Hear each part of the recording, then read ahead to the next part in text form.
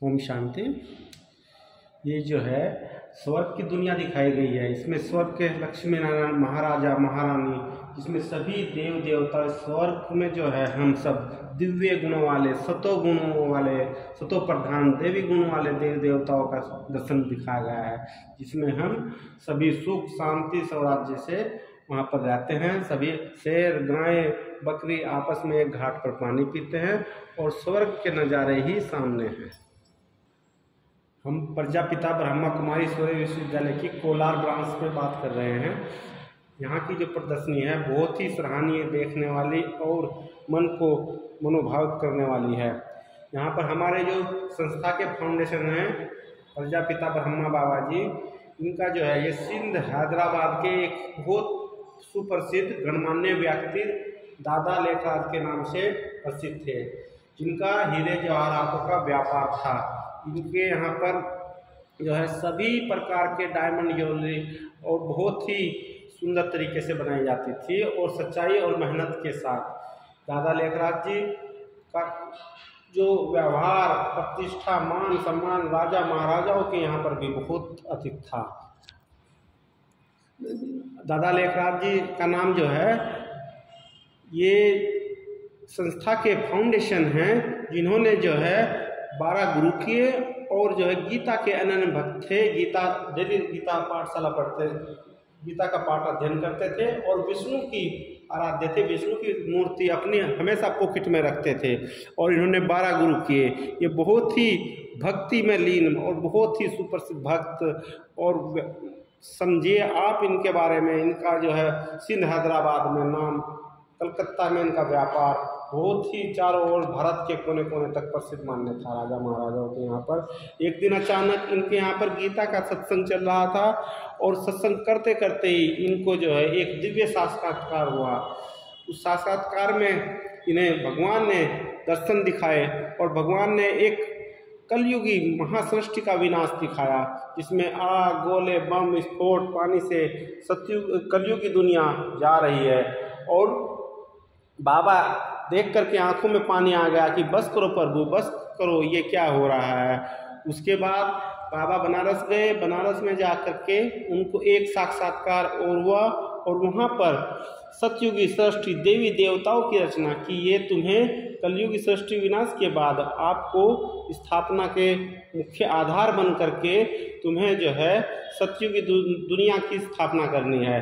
ये विष्णु चतुर्भुज का साक्षात्कार हुआ और कहा कि तुम ही एक विष्णु चतुर्भुज बनोगे और भगवान के बताए गए रास्ते पर चलकर तुम्हें इस सृष्टि को, पतित पावन सृष्टि को पावन बनाकर देवी राज्य स्वराज्य स्थापन करना है। इस संस्था में परम पिता परमात्मा शिव का परिचय दिया जाता है। परमात्मा एक है और आत्माएं हम अनेक हैं। आत्माएं सभी धर्मगुरु यहाँ पर जो है आप अपने भाषा परिचय के अकॉर्डिंग बाबा को याद कर रहे हैं। शिव बाबा बौद्ध धर्म में कहा गया है कि महाज्योतिर है, परमात्मा एक दिव्य ज्योति है। और सुब्रमण्य में कहा गया है कि परमात्मा एक है, उनके नाम अनेक हैं। रामचंद्र जी ने भी उस परमात्मा को रामेश्वर में स्थापना की और परमात्मा को याद किया। श्री कृष्ण जी ने भी गोपेश्वर में गोपेश्वर के नाम से शिव भगवान को, एक निराकार परमपिता परमात्मा को याद किया। और यहाँ पर शंकर जी देहधारी हैं, जो कि परमपिता परमात्मा शिव भगवान को ही अपना आराध्य मानते हैं और उनके ही भक्ति में लीन है, उनका ही ध्यान मग्न है। शिव जी जो हैं परमपिता परमात्मा है। गुरु नानक जी ने भी कहा एक ओमकार सतनाम है, ओमकार भगवान एक है, वो निराकार है। और क्रिश्चियन ने भी कहा God is one, God is light. और इस्लाम धर्म में भी कहा गया है अल्लाह एक नूर है। जैनी में भी कहा गया है एक अरिहंत कि परमात्मा का कोई अंत नहीं है। अर्थात सभी धर्मों के धर्म गुरु पिता देव आत्मा महात्माओं ने सबको अपने नाम से याद किया, लेकिन उस परम पिता परमात्मा एक है, उसी को सबने याद किया। प्रदर्शनी में परमपिता परमात्मा त्रिमूर्ति शिव ब्रह्मा विष्णु महेश के भी रचयिता हैं। ब्रह्मा द्वारा सृष्टि की स्थापना कराते हैं और विष्णु जी द्वारा, चतुर्भुज विष्णु द्वारा सृष्टि की पालना कराते हैं और शंकर जी द्वारा कलयुग सृष्टि का महाविनाश कराते हैं। और परमपिता परमात्मा आकर दिव्य ज्ञान से जो है राजयोग मेडिटेशन सिखा करके इसके फाउंडेशन हमारे कल्पवृक्ष की जड़ों में बैठे मम्मा बाबा, जिन्होंने इस सृष्टि चक्र को 4 भागों में 4 युगों में बांटा गया है। ये 5000 चक्र का 5000 वर्ष का चक्र है, जिसको जो है 2500 वर्ष सतयुग त्रेता यानी स्वर्ग कह सकते हैं और 2500 वर्ष द्वापर और कलयुग। इसमें 1250 सतयुगी वर्ष जिसमें श्रवण का राज्य है, जिसमें सतयुगी देवी देवता निवास करते हैं और 1250 वर्ष के बाद राम सीता त्रेता का राज्य आ जाता है, जिसमें जो है राम सीता राज्य करते हैं। और उसके बाद ये चांदी का युग है। चांदी के युग के बाद आता है ताम्र युग, द्वापर युग। द्वापर युग 2500 वर्ष में सभी धर्म पिता धर्म गुरु आकर के अब अपने धर्मों की स्थापना करते हैं और सभी देव देवताओं का जो है आकर के पूजा स्टार्ट कर देते हैं, पूजा करनी शुरू कर देते हैं। और इसके बाद आता है कलयुग। कलयुग को हम लोहा आयरन एज लोहे का युग बोलते हैं। इसमें सभी आत्माएं तमो प्रधान घोर कलयुग पापाचार विनाश की ओर अग्रसित हो जाती है। और कलयुग के अंत में आकर के परमपिता परमात्मा ब्रह्मा कुमारियों द्वारा जो ईश्वरीय ज्ञान देते हैं, उस ज्ञान के द्वारा हम मेडिटेशन सीख करके, जो कि संगम युग कहा जाता है, इस संगम युग में हम, जिसकी आयु 100 से 150 वर्ष तक है, हम अपने संस्कारों का परिवर्तन करके एक देवी दुनिया, देवी स्वराज्य की स्थापना करते हैं, जो कि कलयुगी अंधियारी रात में आकर के परमात्मा ज्ञान देते हैं और उसके बाद दिन सवेरा स्वर्ग का स्थापना हो जाती है। परमपिता परमात्मा के द्वारा जो है हमें 4 युगों के बाद 3 लोकों की परिचय होता है, जिसमें मूल वतन, सूक्ष्म वतन और स्थूल वतन। मूल वतन में परमपिता परमात्मा परमधाम में हम सभी आत्माओं के साथ वहाँ पर निवास करते हैं। उसके बाद सूक्ष्म वतन एक देव आकारी लोक होता है, जहाँ पर हम मुँह की भाषा करते हैं। वहाँ पर ब्रह्मा विष्णु शंकर के आकारी देवताएं निवास करते हैं। उससे हम नीचे आते हैं जो साकारी सृष्टि है। ये कलयुगी सृष्टि, साकारी सृष्टि में हम जो है सभी स्थूल वतन में सभी आत्माएं निवास करके अपना पाठ बजाती हैं। 84 जन्मों का चक्र है ये, इस चक्र को यहाँ पर बजाया जाता है। इस सामने हमें दिखाया गया है परमपिता परमात्मा द्वारा दिए गए राजयोग के द्वारा ब्रह्मा बाबा हम ब्रह्मा कुमारियों के द्वारा सतयुगी सृष्टि की स्थापना करने के निमित्त राजयोग मेडिटेशन सिखाते हैं, जिसमें हम सतयुग के पहले प्रिंस श्री कृष्ण जी सृष्टि पर अवतरित होकर के अपना देवी स्वराज्य स्थापन करते हैं। और उनको जो है बड़े होकर के ब्रह्मा बाबा बड़े होकर के श्री कृष्ण जी को बचपन से लक्ष्मी नारायण महाराजा महारानी, इसके महाराजा महारानी बनाते हैं और महाराजा महारानी स्वर्ग के पहले गद्दी पर बैठते हैं। और उसके बाद जो है हम परमपिता परमात्मा के राजयोग मेडिटेशन से अपने जो 5 विकार हैं, काम क्रोध लोभ मोह अहंकार, इनको दूर भगाते हैं। और ये रावण का शीश दिखाए गए हैं, 10 शीश। रावण को विकारी कहा जाता है। विकार का माना 5 माया के विकार होते हैं। इसमें 5 विकार नर के और 5 नारी के। हम इन विकारों पर विजय पा करके ही लक्ष्मी नारायण की गद्दी को प्राप्त कर सकते हैं। सामने बहुत ही अच्छी प्रदर्शनी दिखाई गई है। सभी इस भारतवर्ष में, इस सृष्टि में सभी देव देवता निवास करते हैं, हम सभी की पूजा करते हैं, लेकिन परमात्मा एक है और देवी देवताएं अनेक हैं। सभी धर्मों के गुरु ग्रंथ, सभी आत्माएं अब अपने धर्मों के अकॉर्डिंग सभी को याद करते हैं, सभी की पूजा करते हैं, लेकिन सभी जो है सभी का परमपिता परमात्मा एक शिव भगवान है। शिव जी और शंकर जी आकारी देवताएं हैं और शिव निराकार परमपिता परमात्मा बिंदु रूप ज्योति स्वरूप हैं। शंकर जी ने भी आकारी देवताएं अपने परिवार गणेश जी, पार्वती जी, कार्तिक जी के साथ शिव भगवान परमपिता परमात्मा निराकार को ही याद किया है। इसलिए शिव अलग हैं और शंकर अलग है, क्योंकि शंकरालय नहीं होता, शिवालय होता है। शिवरात्रि होती है, शंकर रात्रि नहीं होती। इसलिए शंकर जी दिव्य गुणों वाले देवता हैं जो कि शिव की पूजा करते हैं, शिव का ध्यान करते हैं। सामने दिखाया गया है परमात्मा एक है और आत्माएं अनेक हैं। आत्माएं अपने गुणों कर्मों के अनुसार महान देवात्मा, महानात्मा, पुण्यात्मा, पापात्मा, देवात्मा, महानात्मा, कुछ भी अपने कर्मों के अनुसार होते हैं। परमात्मा गुणों का सागर, निराकार परमपिता परमात्मा जो कि गुणों का सागर है, शांति का सागर है, सुखदाता, दुख हरता, सर्वोच्च परमपिता परमात्मा है। यहाँ पर दिखाया गया है एक हड्डी मांस का पुतला है। जीव आत्मा में यदि हम जीव और आत्मा दोनों को मिला देते हैं तो मनुष्य आत्मा हो जाती है, जीव आत्मा हो जाती है।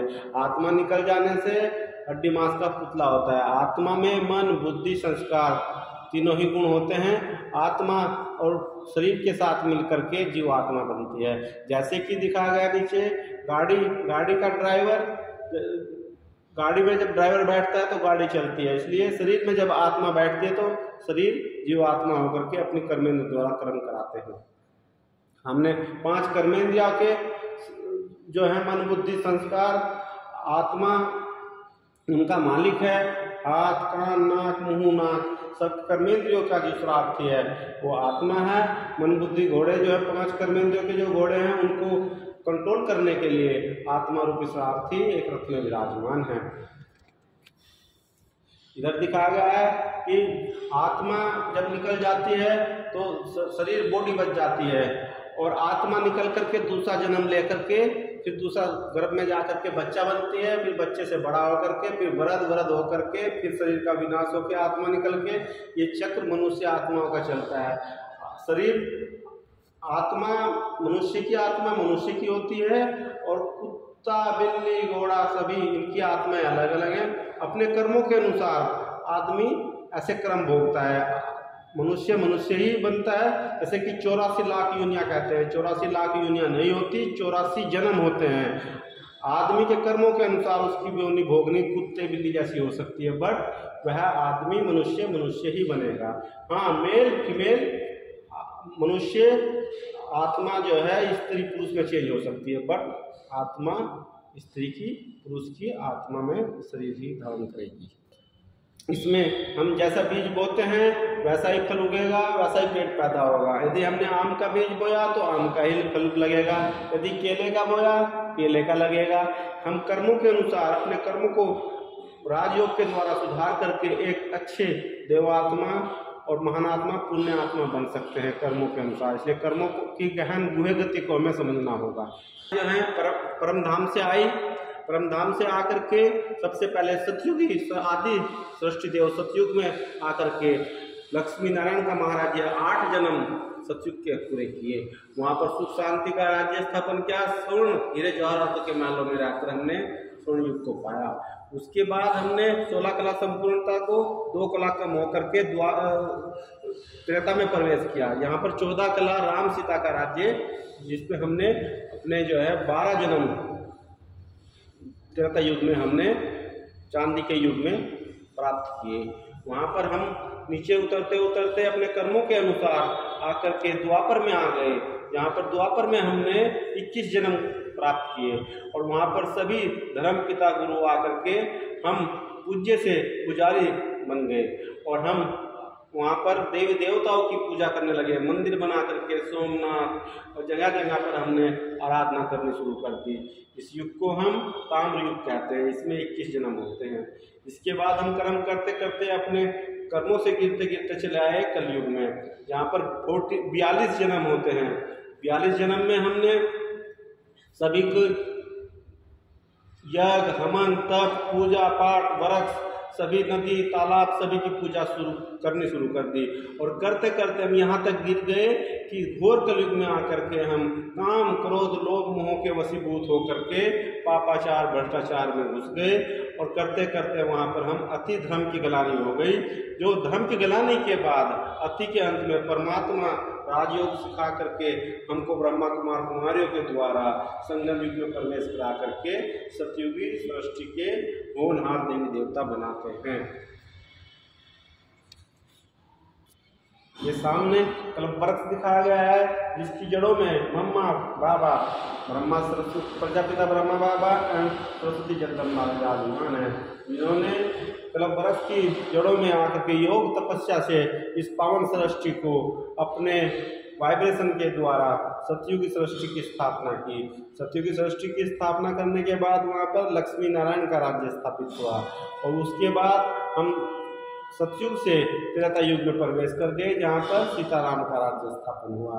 सीताराम के राज्य के बाद हम द्वापर युग में प्रवेश कर गए जहाँ पर सभी धर्म पिताएं गुरु आए, इब्राहिम आए, बौद्ध धर्म आए, क्राइसिस आए, सभी ने अपने धर्मों का प्रचार किया और सभी महान आत्मा पुण्य आत्माओं ने आकर के अब अपने धर्मों के वृक्ष के टाल लिया आकर के सभी को जो है अपना ज्ञान दिया। लेकिन सबका इशारा परम पिता परमात्मा एक हैं, वो बिंदु रूप ज्योति स्वरूप हैं, ये दिया। ये उसके बाद जो है सभी हम अपने जो आराध्य की पूजा करनी शुरू कर दी। द्वापर युग के बाद हम आयरन एज लोहे के युग में नौ कला में आ गए जहाँ पर कलयुग को हम घोर पापाचार अति घोर विनाश की ओर जाते हुए देखा हमने और वहाँ पर आकर के फिर लास्ट में कलयुग के ब्रह्मा बाबा हमें परमपिता परमात्मा से राजयोग सीख करके सतयुगी सृष्टि की स्थापना की, हमें जो है शुभकामनाएं दे रहे हैं। इसमें सामने दिखाया गया है परमपिता परमात्मा राजयोग सहज राजयोग के द्वारा हमें योगी जीवन सच्चा योगी जीवन के जिसके 4 स्तंभ दिखाए गए हैं। पहला स्तंभ है सत्संग, सत्संग करना है। नंबर 2 है ब्रह्मचर्य व्रत, हमें पवित्रता ब्रह्मचर्य को धारण करना है। नंबर 3 है दिव्य गुणों, हमें सभी सतयुगी दिव्य गुणों को धारण करके सतो प्रधान अपनी आत्मा को बनाना है। और चौथा है अन्न, शुद्ध अन्न, हमें सतयुग सृष्टि में बनने के लिए सतोगुणी प्रधान भोजन का प्रयोग करना है।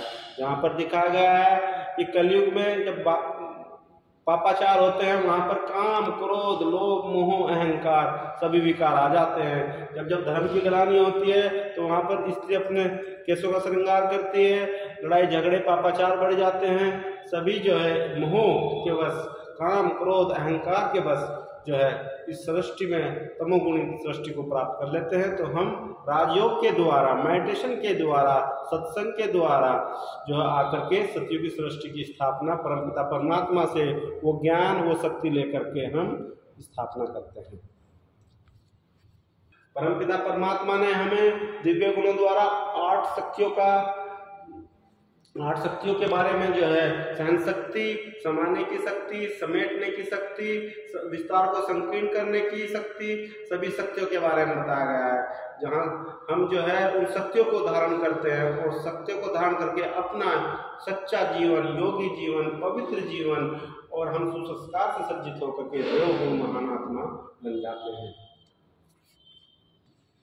सामने जो प्रदर्शनी दिखाई गई है इसमें हम राजयोग सहज राजयोग के द्वारा 5 विकारों पर विजय प्राप्त करते हैं। काम क्रोध लोभ मोह अहंकार, इन 5 विकारों को छोड़ करके हम जो हैं एक सतयुगी स्वर्णिम दुनिया बनाते हैं जो कि हमारे ही कर्मों के अकॉर्डिंग कर्मों के अनुसार हम उसमें पालना भोगना पद प्राप्त करते हैं। कोई राजा बनता है, कोई महाराजा बनता है, कोई प्रजा बनता है, कोई दास दासी बनता है।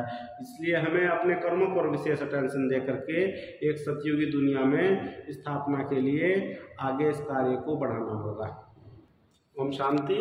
परम पिता परमात्मा ने प्रजापिता ब्रह्मा कुमारी ईश्वरीय विश्वविद्यालय के द्वारा जिसका हेडक्वार्टर माउंट आबू में है, हमें ब्रह्मा कुमार कुमारी द्वारा राजयोग सहयोग सिखला करके हमें योग तपस्या करके अपने 5 विकारों को अविनाशी राजस्व अविनाशी और रुद्र ज्ञान यज्ञ में हमने सुहाग करके और उसको जो है हमने अपने जीवन को पवित्र शुद्ध आचरण बना करके हमने एक संगम युग पर स्वर्ग की स्थापना के निमित्त कार्य को चलाया। ओम शांति।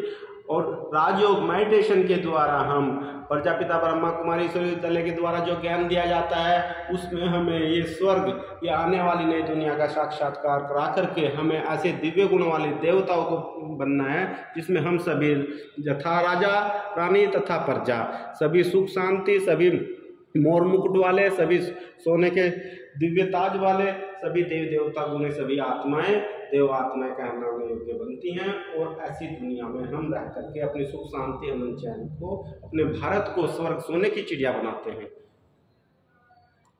इसलिए आप अपने नज़दीकी सेवा केंद्र ब्रह्मा कुमारी ईश्वरीय विद्यालय पर कहीं भी जा करके 7 days meditation free of cost करके अपने जीवन को सुख शांति से भरपूर करके टेंशन फ्री राजयोग मेडिटेशन सीख करके अपने आप को एक सतयुगी दुनिया के स्वर्ग के मालिक बना सकते हैं। आप जाइए और 7 days course free of cost किसी भी नज़दीकी ब्रह्मा कुमारी संस्था पर जाकर सीखिए।